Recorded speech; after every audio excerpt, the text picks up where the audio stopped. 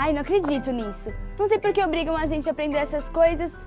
Quais são as soluções da equação x² mais 100x menos 7.500 igual a zero? Será que fora da escola isso serve para alguma coisa?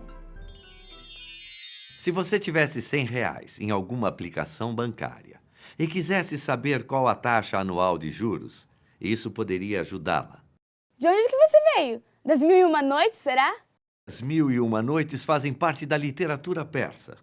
Embora tenham elementos da literatura do meu país, a Índia. Ainda não me apresentei. Meu nome é Bhaskara.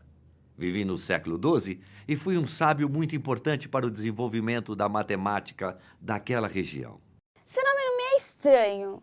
Mas, seu Bhaskara, já que o senhor está aqui, podia me ajudar com essa equação que o senhor disse que não é inútil? Como é essa história de ter R$ 100 aplicados no banco? Sim. Voltando a esse assunto, imagine que você colocou R$ 100 no banco numa aplicação qualquer, rendendo juros com uma taxa anual fixa. Depois de um ano, você tira os R$ 100 do banco e deixa lá o que rendeu, por mais um ano. Aí, no final do segundo ano, você consegue o total de R$ 75. Agora me diz, qual foi a taxa anual de juros? Ah, seu Bhaskara, tá doido? Nem imagino como é que se faz para calcular isso. E também não sei o que essa história de juros tem a ver com a equação quadrática que eu tenho que resolver. Uma das maneiras de solucionar esse problema recai exatamente nessa equação que você estava tentando resolver. Como assim? Basta chamar a taxa anual de juros de x% e com um pouquinho de álgebra e interpretação do enunciado, você vai cair exatamente naquela sua equação. Na minha época, a solução desse problema era descrita de maneira verbal, assim: eleve a metade do capital ao quadrado. Acrescente o resultado ao produto dos juros totais pelo capital. Extrai a raiz quadrada e diminua a metade do capital. Nossa, que complicação. Prefiro do jeito que é hoje. Mas afinal de contas, a gente está falando de uma matemática de 9 séculos atrás. Aposto que foi a primeira vez que apareceu um problema assim. Engano seu. Quase 3.000 anos antes de mim, os mesopotâmicos já lidavam com problemas que resultavam no mesmo tipo de equação. Sabia? É verdade. Nós, mesopotâmicos, também tínhamos nossas receitas matemáticas. Ai, caramba! Primeiro o hindu, agora o mesopotâmico? Sim, um mesopotâmico. O meu povo foi muito importante para o desenvolvimento da matemática. Nosso sistema métrico tinha como base o número 60. E veja você, esse sistema fez tanto sucesso que é usado até hoje em unidades de tempo. Por exemplo, 60 segundos fazem 1 minuto. 60 minutos fazem 1 hora. Vocês lá na Mesopotâmia já sabiam resolver equações do segundo grau? Mais de 1000 anos antes de Cristo? Sim, sim. Mais exatamente por volta de 1700 a.C.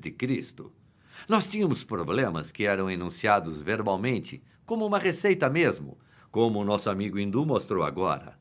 Só que ele foi fazer isso lá na Índia quase 3.000 anos depois. Veja só esse problema. Qual é o lado de um quadrado em que a área menos o lado dá 870? Isso é uma equação quadrática? Parece mais uma charada ou uma pegadinha. Deixa eu pensar. A gente tem o resultado da equação, que é 870. Esse é o chamado termo independente. E... empaquei. Permita-me desempacar, amigo mesopotâmico. Hoje em dia, usando notação algébrica, esse problema seria apresentado através da seguinte equação: x² menos x igual a 870. Sim, só que em 1700 a.C., nós resolvíamos esse problema através da seguinte receita matemática. Tome a metade de 1 e multiplique por ela mesma. Some o resultado a 870. Obtém-se um quadrado cujo lado somado à metade de 1 vai dar o lado do quadrado procurado. Nossa, me perdi. Pois é, esse é o problema com as palavras. Sem uma notação algébrica, a descrição de um problema ou de uma solução pode ficar realmente confusa. Que coisa maluca! Pelo que eu tô vendo, existem várias formas de expressar uma equação de segundo grau. Sim, você está certa, Georgia. Veja os gregos, por exemplo. Quase 1500 anos depois da gente, eles criaram uma outra maneira de resolver esse tipo de equação. Dessa vez, numa perspectiva mais geométrica. Claro, bem ao nosso gosto, já que nós gregos somos especialistas em geometria. Um grego agora? Pois muito bem, senhor grego. Como vocês resolviam uma equação quadrática a partir de uma abordagem geométrica? Para resolvermos uma equação do tipo x² mais 8x menos 9 igual a zero, nós gregos interpretávamos cada termo como se fosse um elemento de um retângulo estrategicamente pensado para resolver o problema. Então, usávamos a nossa rica geometria para obter um segmento de tamanho x que satisfizesse a equação dada. Então a medida do segmento que vocês obtinham era o resultado da equação? Puxa, eu nunca teria pensado em resolver uma equação usando a geometria. É que nós, gregos, valorizávamos muito a geometria daquela época, entre 500 e 200 anos antes de Cristo. Mas veja só, Geórgia, cerca de 500 anos depois de nós, os árabes desenvolveram outro método diferente do nosso. Sim, é o método de completar quadrados. Apesar dele ser diferente do método grego, é igualmente geométrico. Ah, esse sim é um legítimo personagem das Mil e Uma Noites. Senhor matemático árabe, explique o método de completar quadrados, por favor. Com prazer. Vamos usar a equação citada pelo nosso amigo grego. x² mais 8x menos 9 igual a zero. Fazendo a transposição dos termos, temos x² mais 8x igual a 9. Nesse caso, a equação é interpretada como somas e subtrações de áreas. Vamos representar o x² por um quadrado, de lado x. E para representar o termo 8x, faremos 4 retângulos de comprimento x e largura 2.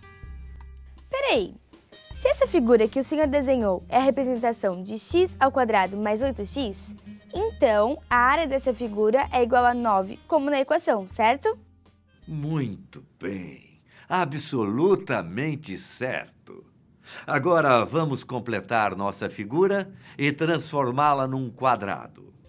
Para isso, precisamos adicionar mais 4 quadradinhos de lado 2.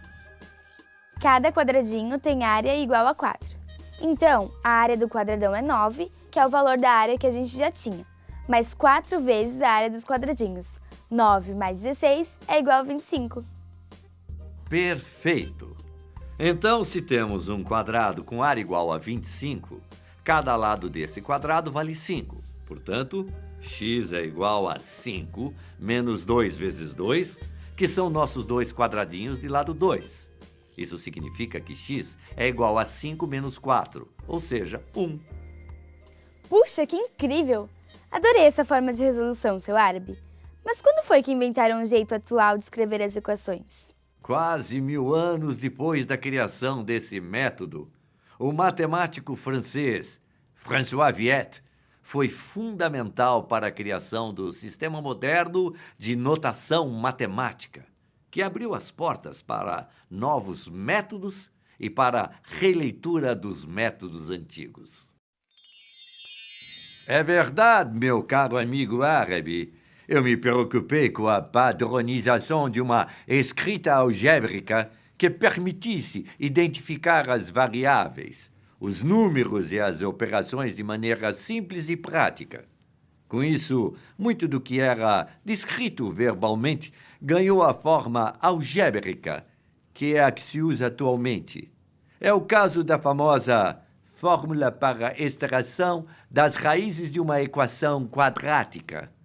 Fórmula que, curiosamente, é atribuída ao nosso amigo Bhaskara. Ah, eu sabia que já tinha ouvido falar no seu nome. É a fórmula de Bhaskara, a fórmula para resolver equações de segundo grau. Eu acabei de aprender isso na escola. Pois é, o nosso caro Viette tem razão. Eu não inventei fórmula nenhuma. Nem fórmula existia na minha época. O que existiu há quase 4.000 anos foram maneiras diferentes de resolver equações do segundo grau.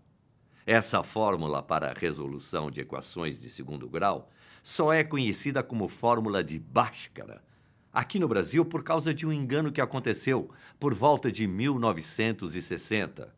E o meu nome acabou ficando. Puxa, essa é uma grande novidade, hein, seu Bhaskara? Mas peraí, eu ainda não sei qual é o resultado do meu exercício. Quais são as raízes da equação x ao quadrado mais 100x menos 7.500 igual a zero? Que tal deixar para o pessoal resolver isso lá na sala de aula? Assim, quando você acordar, o resultado estará bem na sua frente. Quando eu acordar? Como assim? Eu tô dormindo? Eu tô sonhando? Mas eu tô aqui falando com o senhor. Como é que...